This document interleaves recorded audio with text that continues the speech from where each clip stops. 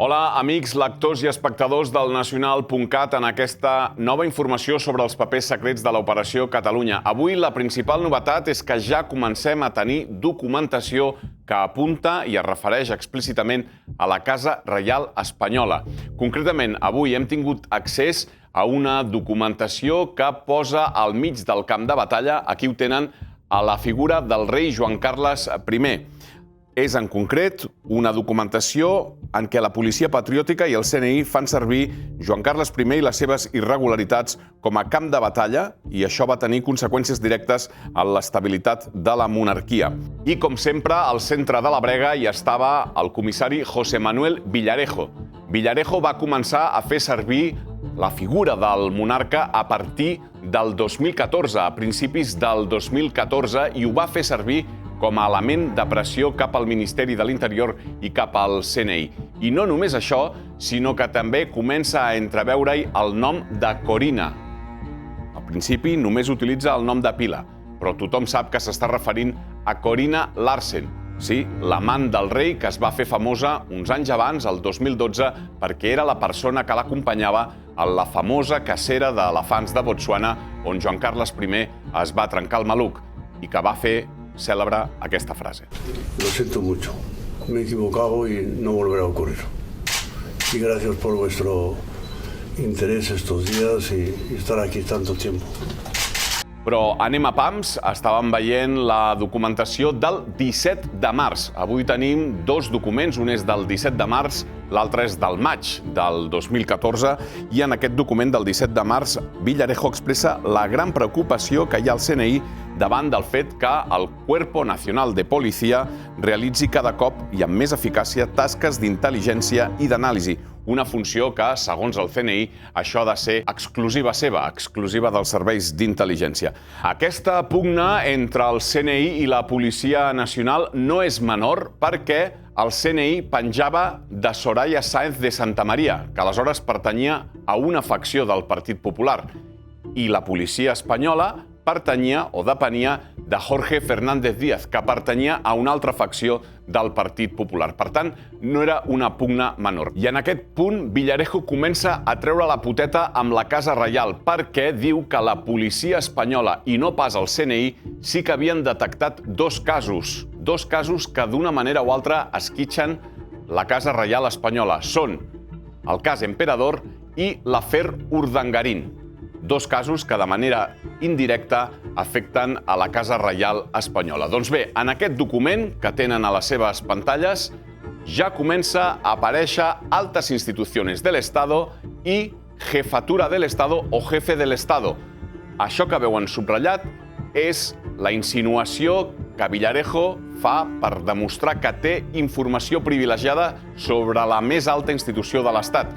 Aquestes peces que veuen subratllades són al·lusions directes de Villarejo al fet que té informació sobre el cap de l'Estat. Quasi 2 mesos després d'aquest document, l'11 de maig del 2014, apareix un altre document, també assignat a José Manuel Villarejo, en què la qüestió ja va pujant de to, perquè ja es refereix a Corina directament i, a més, no s'hi refereix com a amant del rei Joan Carles, sinó com a comissionista, com a persona que s'han portat diners en alguna de les operacions. És aquest document que poden veure ara mateix a les seves pantalles.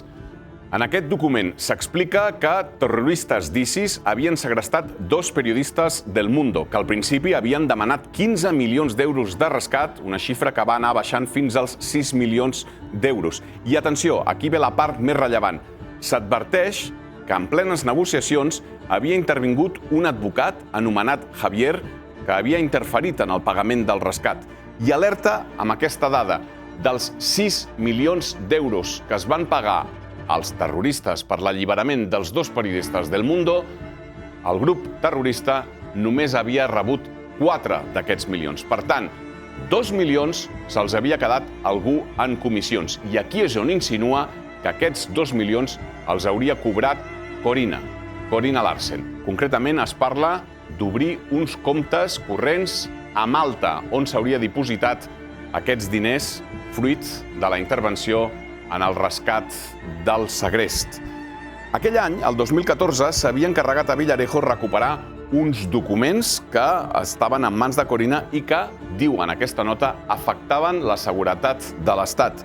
Per tant, la referència del comissari adquiria un clar to d'advertiment. Però és que si fem un ràpid repàs a l'hemeroteca i al calendari d'aquell 2014 veurem que aquesta documentació que avui estem analitzant es basa bàsicament en dos documents, un del 17 de març del 2014 i l'altre l'11 de maig, aquest que tenen, del 2014. Què va passar al cap d'unes setmanes? Doncs que el 2 de juny del 2014, fruit de diversos factors, qui sap si aquest, el rei Joan Carles abdica.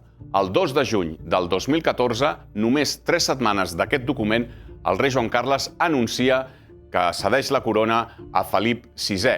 I, per tant, hi ha canvi, hi ha relleu a la Zarzuela. El rei va abdicar, Felip VI es va convertir en nou cap de l'Estat i, paral·lelament, Villarejo va anar fent més estret el seu vincle amb Corinna. Van tenir una relació, no sé si d'amistat, però sí d'interès mutu en què tots dos es passaven informació. Fins al punt que, un temps després, aquí ho tenen, Villarejo va assegurar que tenia informació molt valuosa per part de Corinna i que podia posar en risc també totes les institucions de l'Estat, començant per la monarquia. Però va dir, José Manuel Villarejo, que es guardava aquesta informació que faria servir, en paraules seves, com a assegurança de vida en cas que el perseguissin judicialment.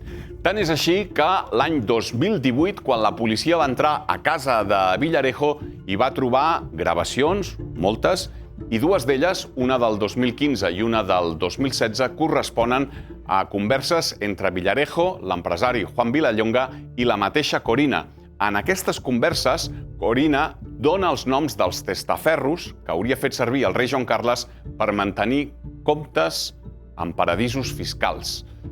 I tot això, com ha passat en tants i tants casos de l'Operació Catalunya, s'ha fet públic, no s'ha investigat i aquí no ha passat res, començant pel rei Joan Carles, que no ha hagut d'afrontar cap causa judicial sobre aquest i altres afers. Tornem de seguida per informar-vos de més qüestions relacionades amb aquests papers secrets de l'Operació Catalunya. Fins aviat.